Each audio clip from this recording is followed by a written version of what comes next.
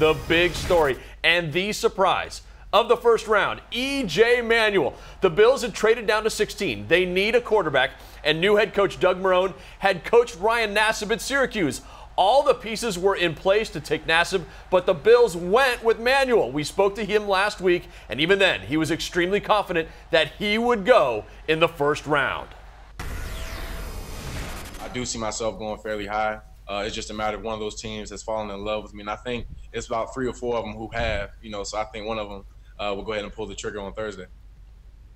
Riley, are you surprised? Not only was he the first quarterback taken, but he went in the first round as well. Not at all surprised. And what we talked about earlier on Tuesday, knowing EJ Manuel, we spent a lot of time with him, and all it was going to take was those in-person interviews when you get up on the whiteboard and he sits down in front of the head coach and the GM and the coordinators. They realize this is a leader. This is a character guy that's going to be the face of your franchise. And not only does he have the tools, the size, the speed, the legs, the arm, he's got the intangibles, and that's why he went first round. I'm not surprised at all. Despite what a lot of people say, I thought it was a fantastic pick by the Bills. Russ, I know you really like Ryan Nassib. He was #1 overall on your board. How surprised were you? I was a little bit surprised, but not drastically. I think Nassib is a better quarterback prospect.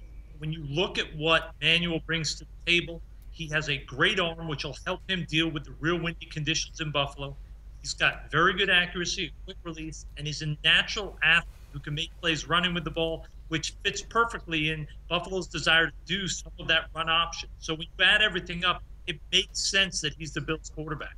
But was it a stretch or was it a reach at 16?